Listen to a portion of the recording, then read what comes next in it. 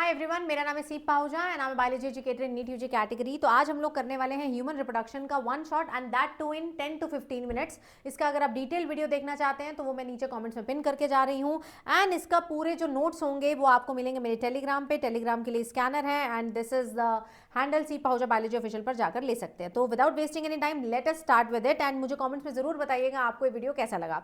सबसे पहले human reproduction में बात करें कि ह्यूमंस किस तरीके के ऑर्गेनिज्म है, तो humans are sexually reproducing and viviparous, यानी कि बच्चे को जन्म देते हैं, मंडे नहीं देते हैं। हमारे में रिप्रोडक्टिव इवेंट्स क्या क्या हैं? सबसे पहला इवेंट है हमारे में गैमिटोजेनेसिस, यानी कि गैमिट बनना। फिर मेल जो पार्टनर है वो फीमेल की बॉडी में गैमिट को डालेगा, इंसेमिनेशन, एंड फिर फीमेल की बॉडी में इंटरनल फर्टिलाइजेशन होगी। फर्टिलाइजेशन होने के बाद ब्लास्टोसिस्ट बनेगा एंड देन उसकी इंप्लांटेशन होगी, endometrial lining and then gestation followed by the child birth, that is parturition. Male reproductive system से शुरू करते हैं। तो primary sex organ is going to be testis. Testis is a organ जहां पर gametes ही बनते हैं, जहां पर मेल सेक्स हार्मोन यानी कि एंड्रोजन्स रिलीज होते हैं। सेकेंडरी सेक्स ऑर्गन में जो भी बच गया, एक्सेसरी डक्ट है जैसे कि एपिडाइमस, वास डेफरेंस। एक्सेसरी ग्लैंड्स है जैसे कि seminal vesicle, paired gland, prostate gland and आपकी bulbourethral gland. Then we have the external genitalia and that is पीनस।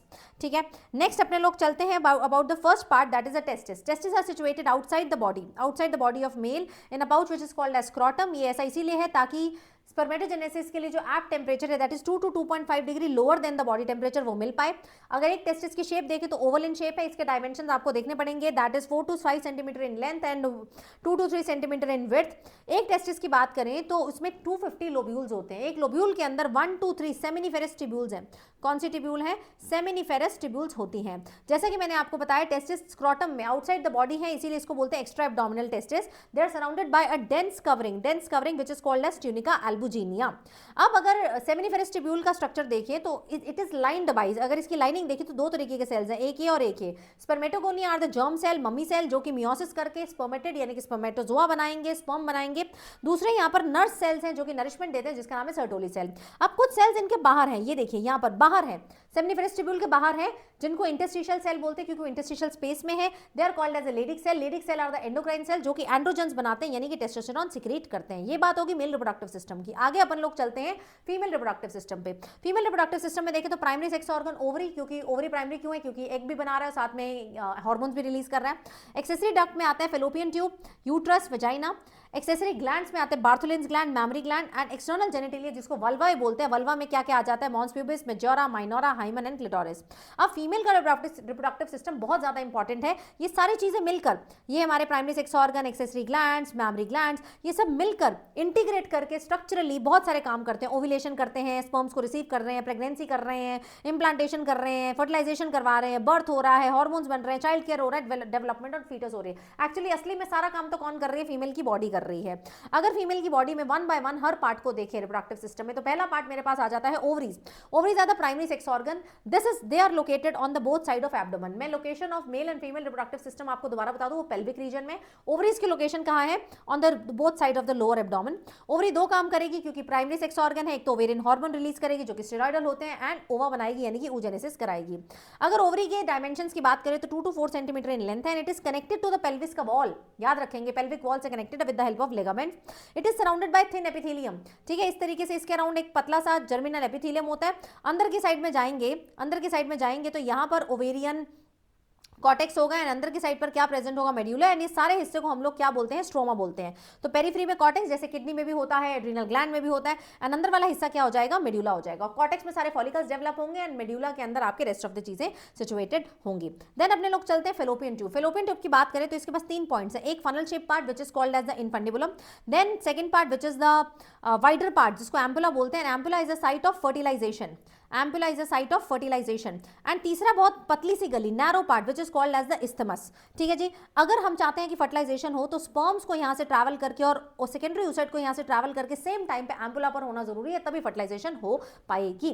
Dimensions की बात करें तो fallopian tube is 10 to 12 centimetre long and it is connected, it last from ovary to uterus and ये भी connected किसकी मदद से है? With the help of ligament only. Uterus की बात करें तो यूट्रस का दूसरा नाम वूम है। वूम के अलावा इसको हिस्टेरा भी बोला जाता है। तभी यूट्रस की अगर रिमूवल की सर्जरी हो जाए तो that surgery is called as hysterectomy. Uterus is also supported by ligaments and ligaments की मदद से ही पेल्विस की वॉल से अटैच्ड है।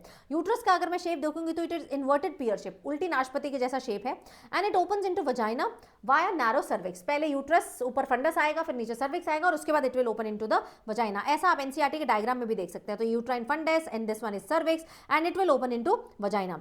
ये जो मेरा सर्विक्स है, ठीक है, सर्विक्स है, सर्विक्स का यहाँ पर कैनॉल बनता है, सर्विकल कैनॉल। सर्विकल कैनॉल और वजाइनल कैनॉल, ये इंपॉर्टेंट पीवाईक्यू है। वजाइनल कैनॉल मिलकर क्या बनाते हैं आपका बर्थ कैनॉल, क्योंकि यहीं से बच्चे का बर्थ होता है। ये मिलकर क्या बनाते हैं, बर्थ कैनॉल बनाते हैं। ठीक है जी। नेक्स्ट आता है यूट्रस की वॉल। यूट्रस की वॉल के 3 हिस्से हैं। First part is the thin part, बाहर वाला membranous part, perimetrium. Second part is the thick smooth muscle से बना हुआ which is called as a myometrium. And तीसरा पार्ट ग्लैंडुलर। इनके लिए जो वर्ड्स यूज हो रहे हैं, thin membranous, thick layer of smooth muscle जो कि स्ट्रॉन्ग कॉन्ट्रैक्शन कराता है during the delivery. And endometrium जो है वो सबसे अंदर वाला है, ग्लैंडुलर लेयर है। ये यूट्रस की कैविटी को लाइन करता है और मेंस्ट्रुअल साइकिल में यही लेयर बनती है, टूटती है, बनती है, टूटती है। फीमेल की एक्सटर्नल जेनेटिलिया की बात करें तो कुशन ऑफ फैटी टिश्यू इस तरीके से क्या प्रेजेंट होगा, इसको मॉन्स प्यूबिस बोलेंगे। मॉन्स प्यूबिस के ऊपर स्किन होगी, क्योंकि फैटी टिश्यू है उसके ऊपर स्किन होगी और उस पर प्यूबिक हेयर होंगे। देन जो फ्लैशी फोल्ड ऑफ टिश्यू है जो मॉन्स प्यूबिस के नीचे प्रेजेंट है, जिसके अंदर दोनों यूरेथ्रल ओपनिंग भी है, वजाइनल ओपनिंग भी है, that is called as labia majora. Labia majora के अंदर वाली साइड क्या प्रेजेंट होगा, माइनोरा। माइनोरा जहां पर ऊपर ऐसे जुड़ रहा है, मान लो ये लेबिया माइनोरा, यहां पर जो इसका जंक्शन है, जंक्शन पे एक बहुत टाइनी फिंगर लाइक स्ट्रक्चर है, that is called as clitoris. Then मेरे पास क्या आता है, hymen. Hymen is the perforated membrane जो कि परसिस्ट करती है इवन आफ्टर हैविंग कोइटस, और ये कभी भी टूट सकती है। इट इज नॉट नेसेसरी कि सिर्फ फर्स्ट कोइटस पे ही टूटेगी। Vaginal tampon, coitus, sudden fall, jolt, horse riding, cycling, इन सब केसेस में भी वजाइनल मेम्ब्रेन जो है वो टूट सकती है। थोड़ा सा पार्ट हमारा मेल वाला यहाँ पर छूट गया था तो मैं अभी कवर कर ले रही हूँ। मेल के अगर रिप्रोडक्टिव सिस्टम में जाएंगे तो यहाँ पर मेरे पास बहुत सारी डक्ट्स हैं, बहुत सारी ग्लैंड्स हैं। पहले मैं डक्ट्स के बारे में बात करती हूँ। तो डक्ट में मेरे पास सबसे पहले आ जाती है, आप इस डायग्राम को देखिए, मैं डायग्राम से यहाँ पर एक्सप्लेन करती हूँ। सबसे पहले मेरे पास आता है ये सेमिनिफेरस ट्यूब्यूल। सेमिनिफेरस ट्यूब्यूल से पहली डक्ट निकलती है, दैट इज ट्यूबुला इरेक्टाई। ट्यूबुला इरेक्टाई जुड़ के यहाँ पर नेटवर्क बनाती है रीटे टेस्टिस, मतलब पहले नंबर पे यहाँ पर रीटे टेस्टिस है। रीटे टेस्टिस के बाद आता है efferent ductus which is vasa efferentia. Vasa efferentia जुड़ के यहाँ पर क्या बना लेती है, एपिडाइमस बना लेती है, और एपिडाइमस के बाद यहाँ पर क्या बनता है, वास्ट एफरेंस बनता है, वास्ट एफरेंस बन जाता है। फिर मैं वास्ट एफरेंस को साइड व्यू से लेती हूँ, साइड व्यू कहाँ गया, ये रहा। फिर देखो यहाँ से वास्ट एफरेंस निकला, vas deferens will loop over the urinary bladder and it will connect with the duct coming from seminal vesicle. ये जब सेमिनल वेसिकल का सिक्रीशन भी वास्ट एफरेंस से मिक्स हो जाएगा तो ये जो यहाँ पर स्पेशल डक्ट बन रही है इसको हम लोग बोलते हैं इजैकुलेटरी डक्ट। क्या बोलते हैं, इजैकुलेटरी डक्ट। देन यहाँ पर उसको नेक्स्ट ग्लैंड की सिक्रीशन मिलेगी which is a prostate gland. Prostate gland के बाद बल्बोरेथ्रल ग्लैंड की सिक्रीशन मिलेगी and then it will enter into the penis which is the you can say the male copulatory organ, external genitalia, और ये urethra में जाकर खुल जाएगा सारा सिक्रीशन। तभी यूरेथ्रा को हमें बोलना चाहिए urinogenital duct and the opening is called as urinogenital meatus. Then अपने आते हैं enlarge end of the penis. Enlarge end of penis is called as glans penis which is covered by a retractable fold of skin which is called as foreskin. अब आते हैं हम इसके accessory gland पे। देखो तीनों glands बहुत important है। सबसे ज्यादा सिक्रीशन वैसे 60 to 70% सेमिनल वेसिकल से आती है एंड ये तीनों मिलकर सेमिनल प्लाज्मा बनाते हैं, जिसमें से फ्रक्टोज, कैल्शियम, सब बहुत सारे एंजाइम्स यहाँ प्रेजेंट है। एंड मेजर ल्यूब्रिकेशन के लिए जो ग्लैंड है वो कौन सा है आपका, बल्बोरेथ्रल यानी कि काउपर्स ग्लैंड प्रेजेंट है। I hope we are done now. Yes, next अपन लोग चलते हैं, ये कर लिया था मैमरी ग्लैंड पे। मैमरी ग्लैंड जो है वो फंक्शनल होते हैं सिर्फ मैमल्स में, ऑब्वियस बात है, तभी मैमल्स का नाम मैमल्स है। ये ग्लैंडुलर टिश्यू है इसमें और वेरिएबल अमाउंट ऑफ फैट होता है। अगर मैमरी ग्लैंड की बात करें तो हर ब्रेस्ट के अंदर there are 50 to 20 mammary lobe. सबसे पहले आ जाएगा लोब। लोब्स के अंदर क्या प्रेजेंट होगा, क्लस्टर ऑफ सेल जिसका नाम है एल्वेलाई। ठीक है, एल्वेलाई आ जाएगा, एल्वेलाई ने मिल्क बनाना है। मिल्क देन कहां पर जाएगा, आपकी मैमरी टिब्यूल्स में जाएगा। ये ऑर्डर बहुत इंपॉर्टेंट है। मैमरी टिब्यूल्स के बाद ये सारा मिल्क कहां पर जाएगा, मैमरी डक्ट में जाएगा। मैमरी डक्ट के बाद कहां पर जाएगा, मैमरी एम्पुला में जाएगा एंड लास्ट में किसके पास आ जाएगा, लैक्टिफेरस डक्ट। ठीक है, लत दाल ऐसे करके आप याद कर सकते हैं। And then the milk is not sucked out. Sucked out पुरानी एनसीईआरटी में लिखा हुआ था, न्यू एनसीईआरटी में इसके लिए वर्ड चेंज हो गया है। Milk is expressed from here.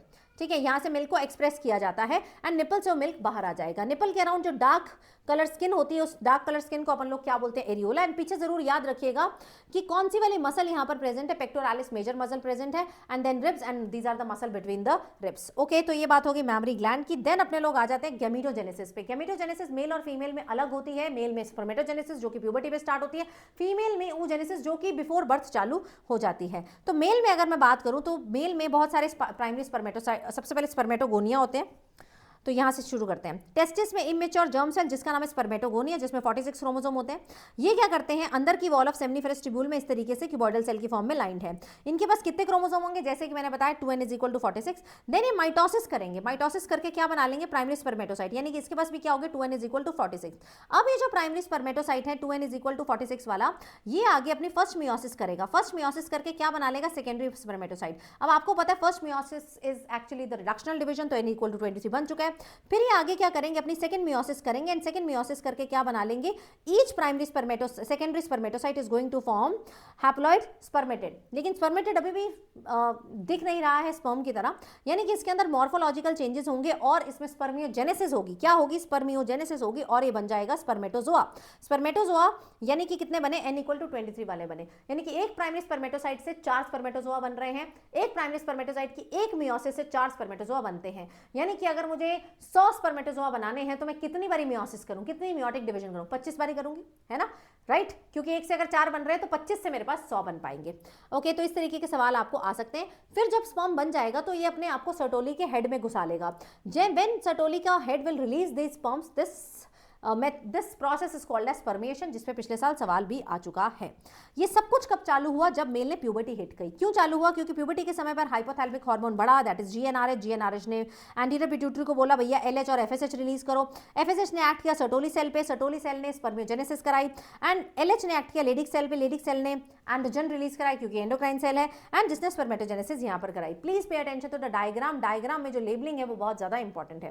Then sperm के स्ट्रक्चर की बात करें तो sperm is completely lined by plasma membrane. इसके पास एक तो हेड वाला पार्ट होगा, हेड में न्यूक्लियस होगा n=23 वाला, हेड की टिप पे एक्रोसोम होगा जिसके पास स्पर्म लाइसिन प्रेजेंट होंगे।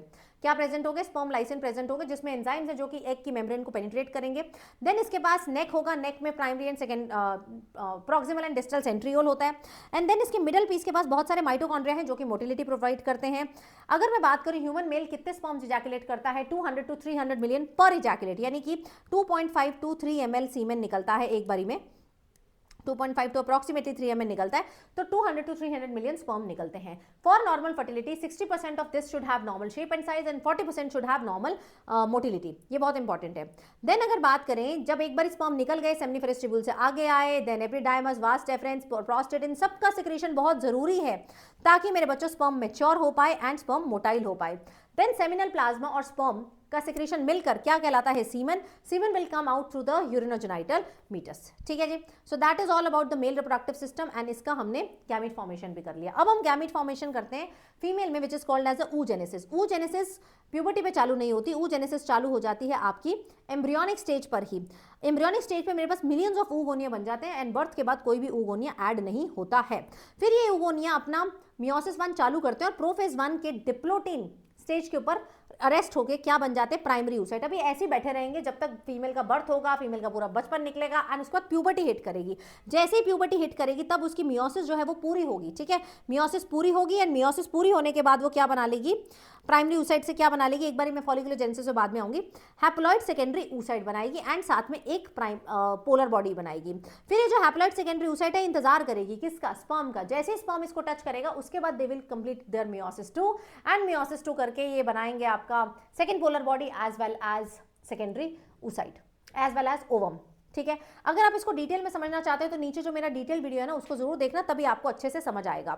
अगर मैं फॉलिकुलोजेनेसिस की बात करूं तो मेरा जो प्राइमरी फॉलिकल होता है, प्राइमरी फॉलिकल में मेरे पास जो oocyte है वो प्राइमरी है, सेकेंडरी फॉलिकल में oocyte है वो भी प्राइमरी है एंड टर्शियरी फॉलिकल में जो oocyte है वो सेकेंडरी है। ये चीज याद रखनी है। अब मेरे पास कितने प्राइमरी फॉलिकल होते हैं, लाखों प्राइमरी फॉलिकल होते हैं, लेकिन प्यूबर्टी के वक्त मेरे पास सिर्फ और सिर्फ कितने रह जाते हैं, 60,000 to 80,000 रह जाते हैं। यानी कि फॉलिकल कम होते जा रहे हैं समय के साथ, जिसको हम लोग बोलते हैं फॉलिकुलर अट्रेजिया।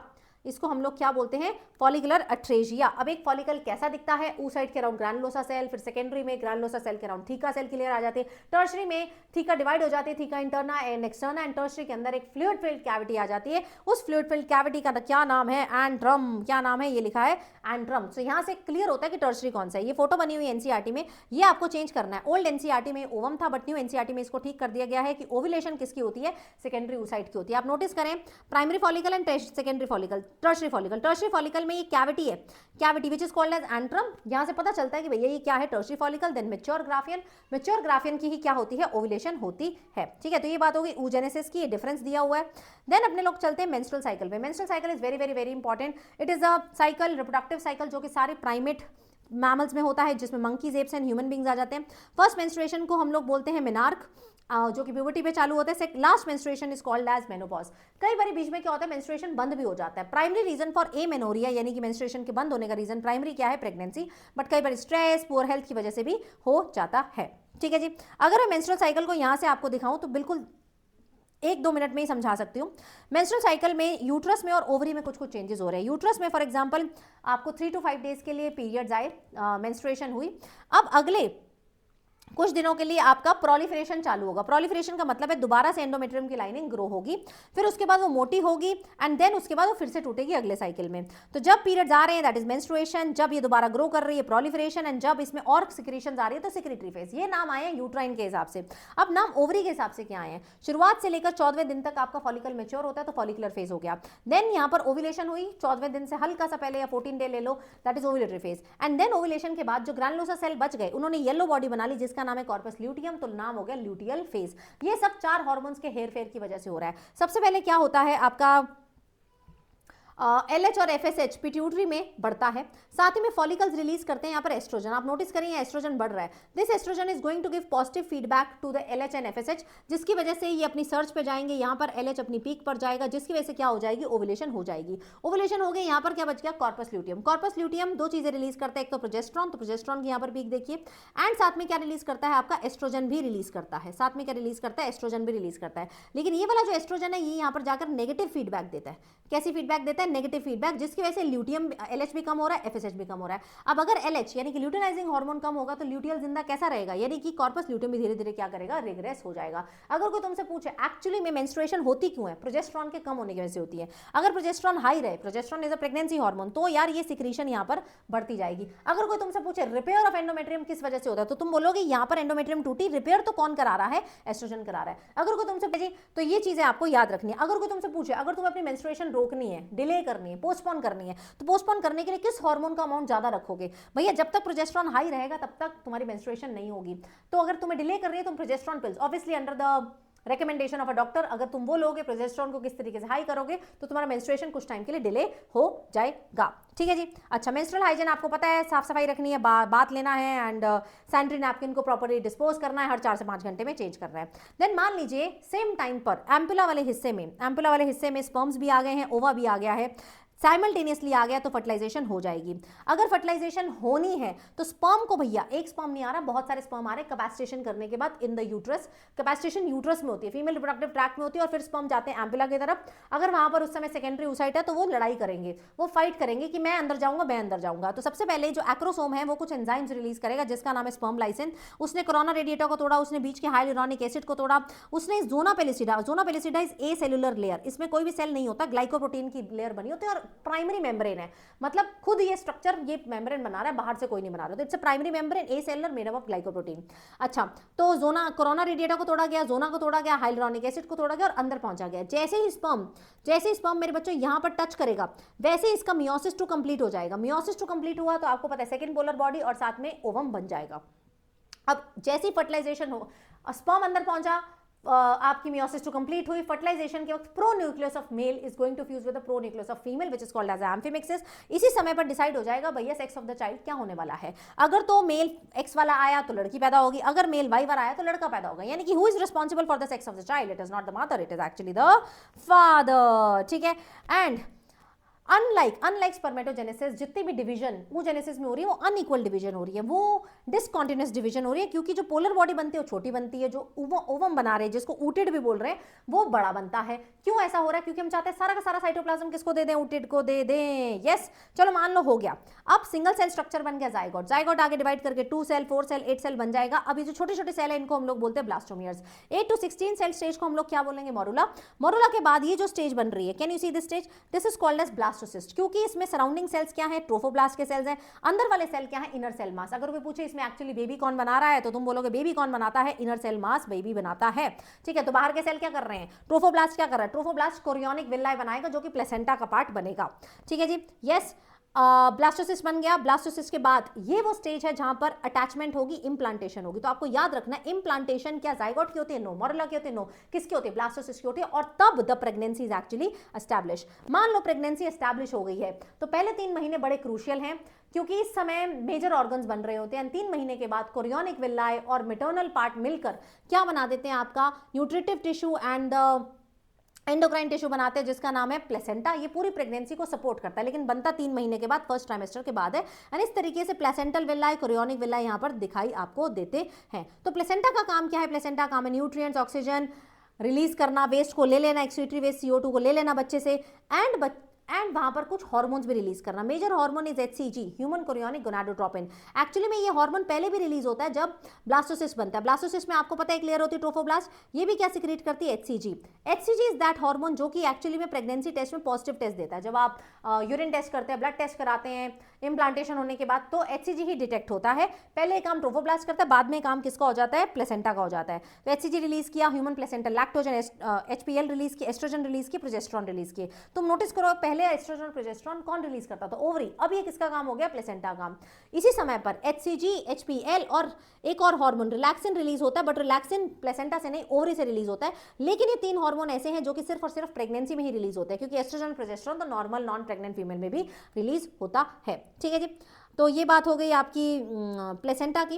एंड देन आपसे पूछा जाता है प्लेसेंटा का जो कनेक्शन है वो किस तरीके से है बच्चे के साथ। तो आप बोलेंगे प्लेसेंटा का जो कनेक्शन है वो है with the help of umbilical cord. Umbilical cord, umbilical cord में किसका ब्लड होता है, अम्बिलिकल कॉर्ड में किसका ब्लड होता है। तो तुम बोलोगे, ओहो एक मिनट, तुम बोलोगे अम्बिलिकल कॉर्ड में सिर्फ और सिर्फ 110% फीटल ब्लड होता है, मम्मी ब्लड नहीं होता है। ठीक है जी, तो मदर के ब्लड से इन सब के अलावा estrogen, progesterone, cortisol, prolactin, thyroxine, ये सब का लेवल प्रेगनेंसी में बढ़ जाता है। बहुत इंपॉर्टेंट है, बच्चा ये सब याद कर लेगा, कॉर्टिसोल भी याद कर लेगा, प्रोलैक्टिन भूल जाएगा, थायरॉक्सिन भूल जाएगा। इन सब का लेवल भी इंक्रीज होता है मम्मी के ब्लड में for some changes in the mother, foetal की ग्रोथ एंड प्रेगनेंसी को मेंटेन करने के लिए। तो remember oestrogen, progesterone, cortisol, thyroxine as well as prolactin. Okay जी, देन हमने बनानी है embryonic germ layers. 3 embryonic germ layer है because we are triploblastic organism, ectoderm, mesoderm and endoderm, जो कि फ्यूचर में सारे टिश्यूज बनाएंगी।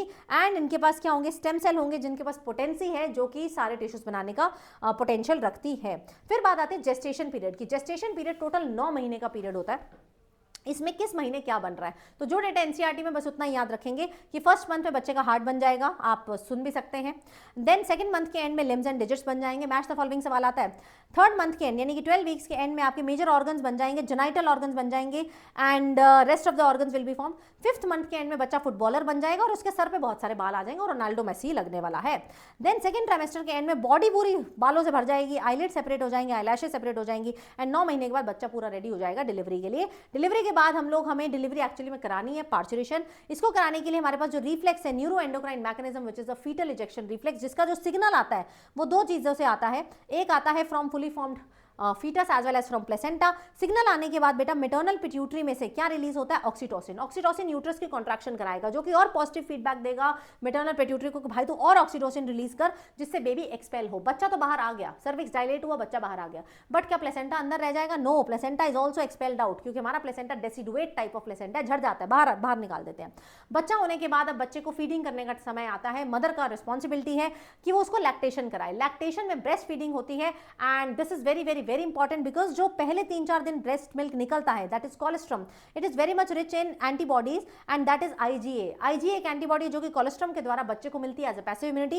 एक एंटीबॉडी प्लेसेंटा भी देता है, एक एंटीबॉडी प्लेसेंटा के द्वारा भी बच्चे, प्लेसेंटा देता नहीं मतलब प्लेसेंटा के द्वारा क्रॉस होती है and that antibody is IgG।